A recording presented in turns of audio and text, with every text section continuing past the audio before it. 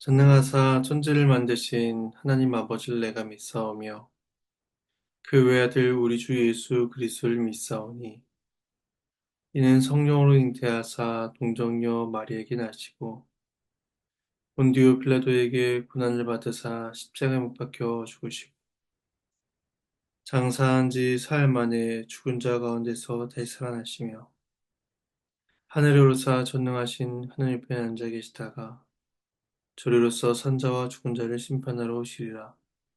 성령을 믿사오며 거룩한 공예와 성도가 서로 교통하는 것과 죄를 사해 주시는 것과 몸이 다시 사는 것과 영원히 사는 것을 믿사옵나이다. 네. 찬송가 446장 찬송하시겠습니다. 446장입니다.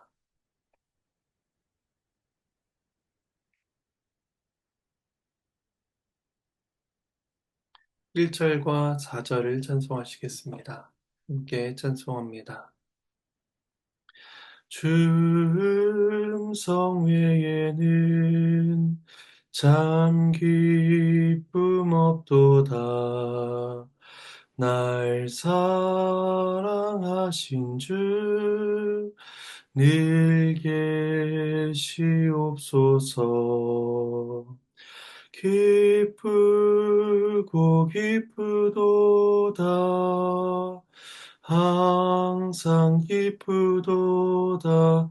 나 주께 왔사오니 복 주옵소서. 그 귀한 언약을 이루어 주시고 주 명령 따를 때 늘 계시옵소서. 기쁘고 기쁘도다. 항상 기쁘도다. 나 주께 왔사오니 복 주옵소서. 아멘.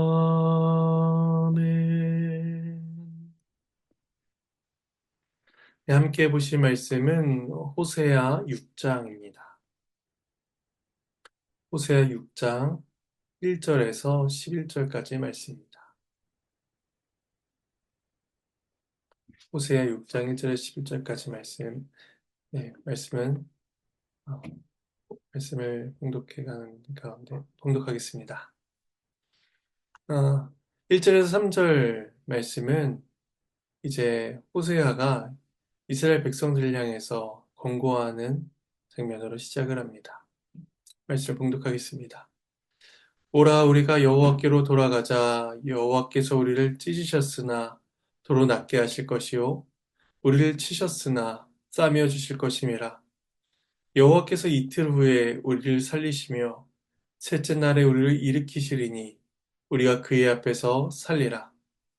그러므로 우리가 여호와를 알자. 힘써 여호와를 알자. 그의 나타나심은 새벽빛같이 어김없나니 비와 같이 땅을 적시는 늦은 비와 같이 우리에게 임하시리라 하니라.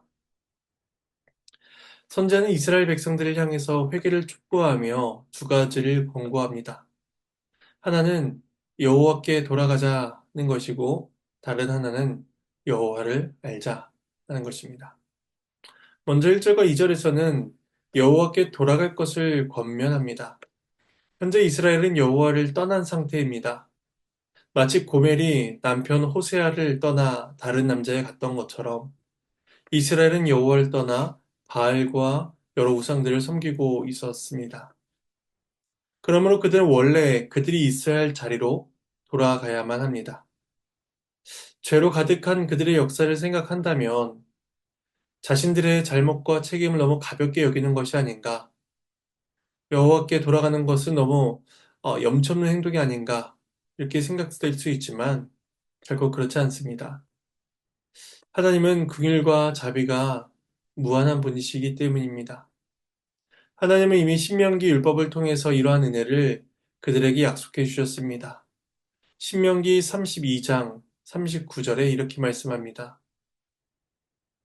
이제는 나 곧 내가 그인 줄 알라. 나 외에는 신이 없도다.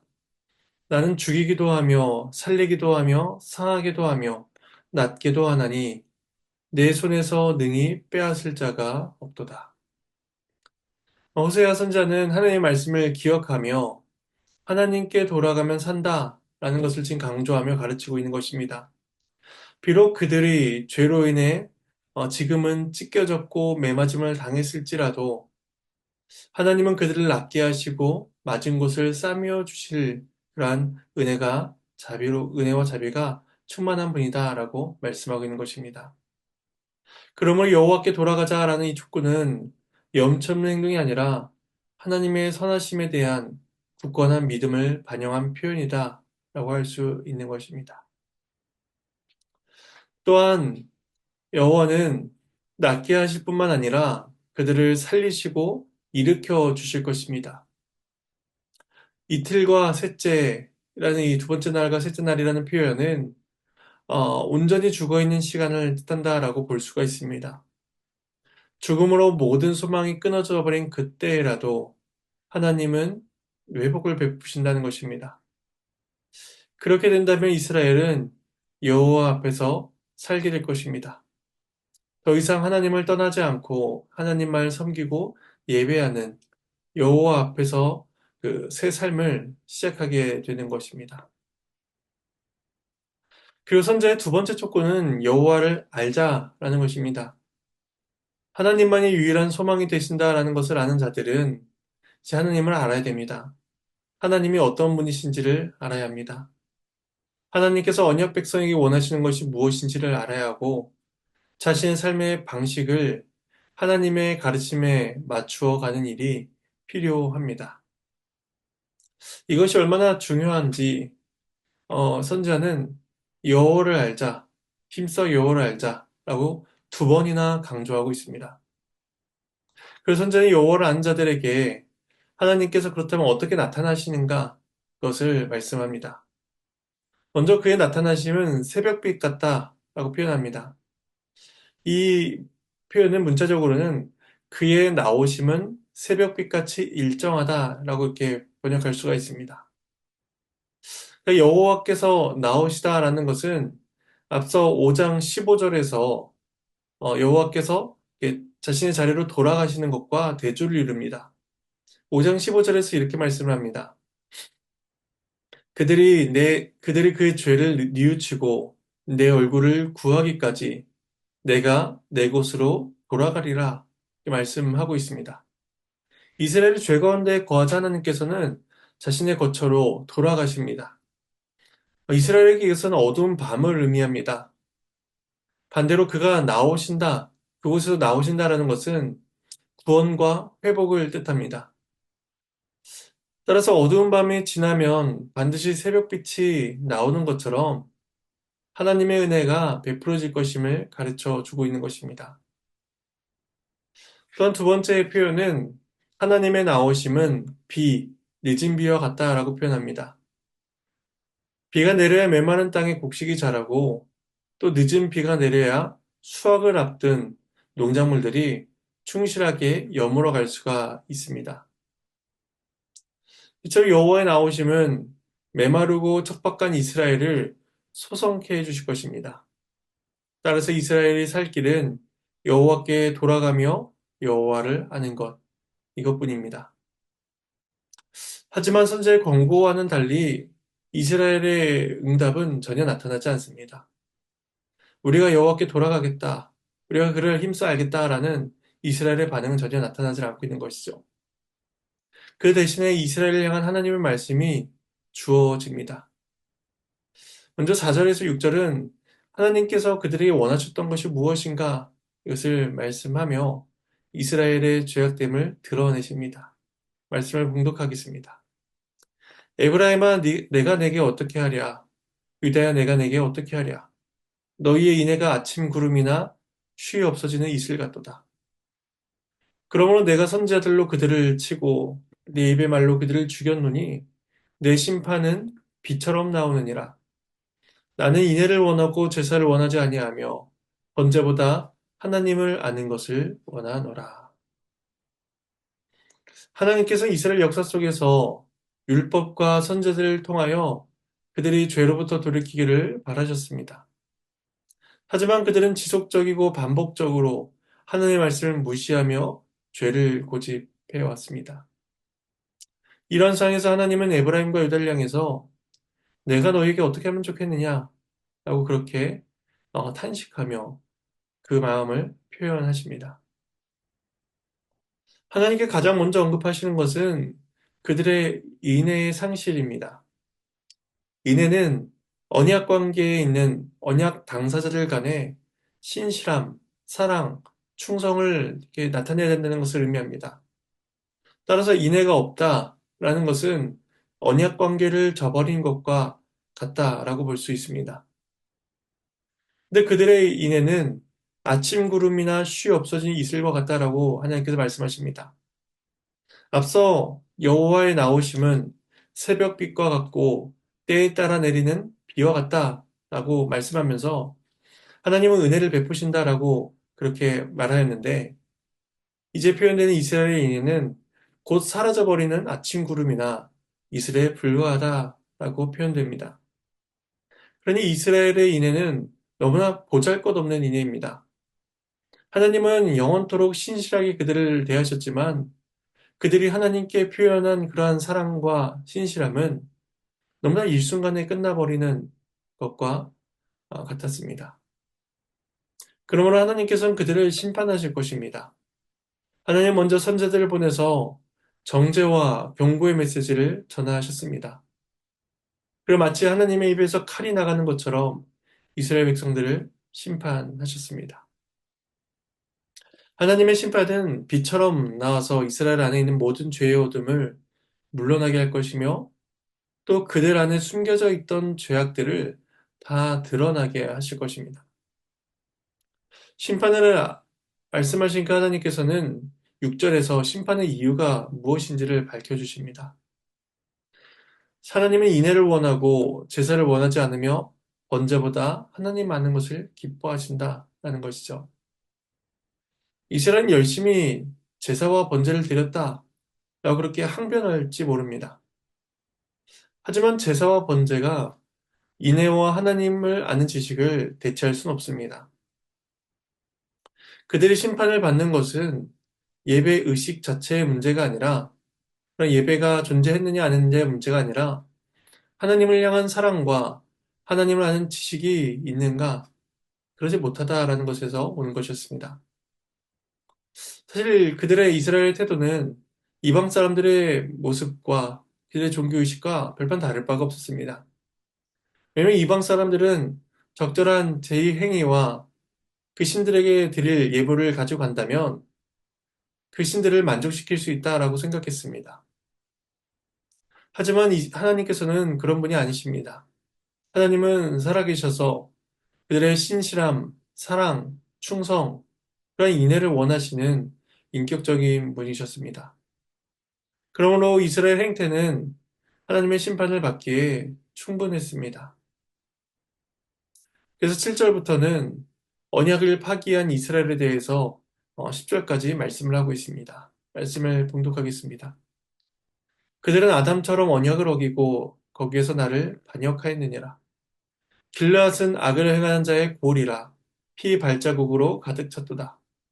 강도떼가 사람을 기다림같이 제사장의 무리가 세임길에서 살인하니 그들이 사악을 행하였느니라. 내가 이스라엘 집에서 가증한 일을 보았나니 거기서 에브라임은 음행하였고 이스라엘은 더럽혀졌느니라.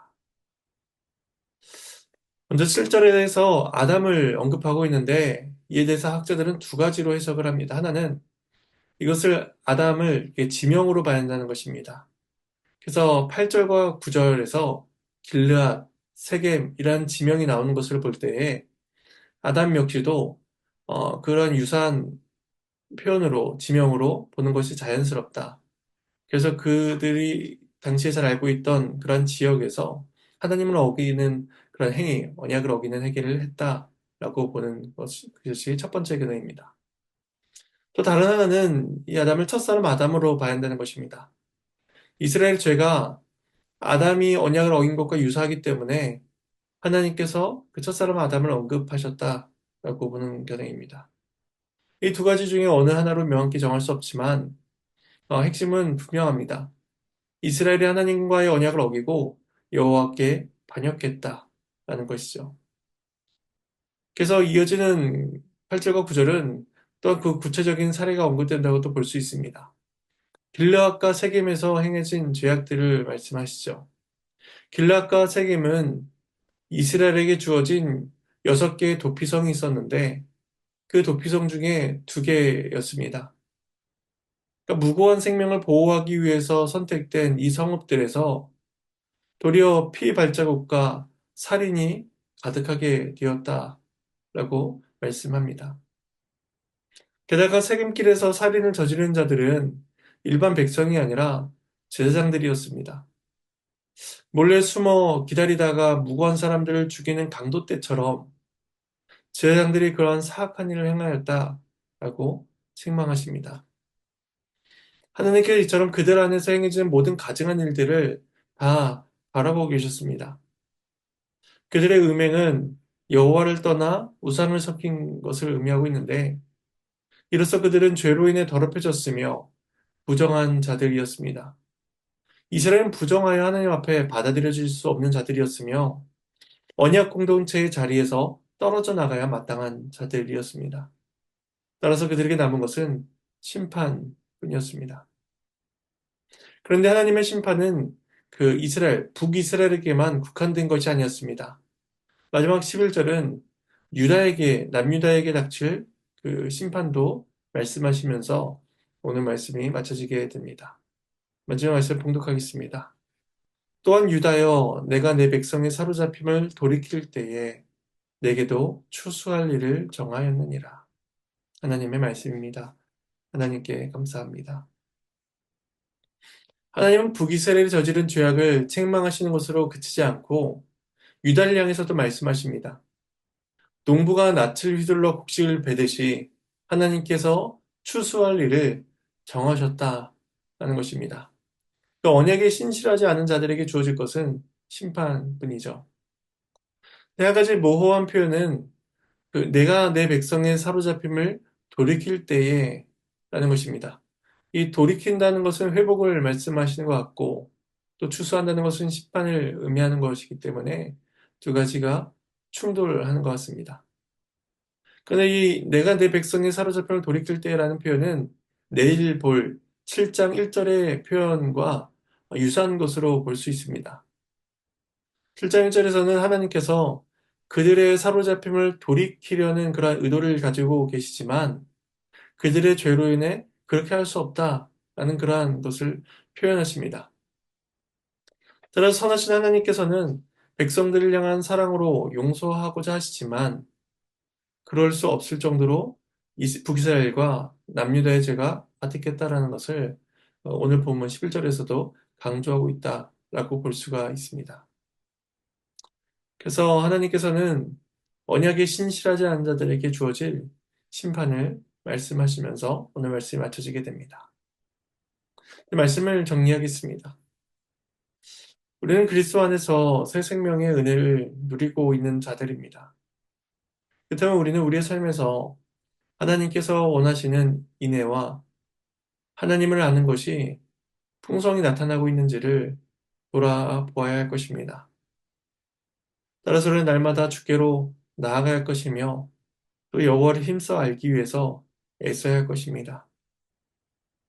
이처럼 하나님께서 원하시는 삶이 우리의 삶 가운데, 모습 가운데 풍성히 나타날 수 있기를 소망합니다. 이제 제가 잠시 기도하고 마치겠습니다. 하나님의 은혜에 감사를 드립니다.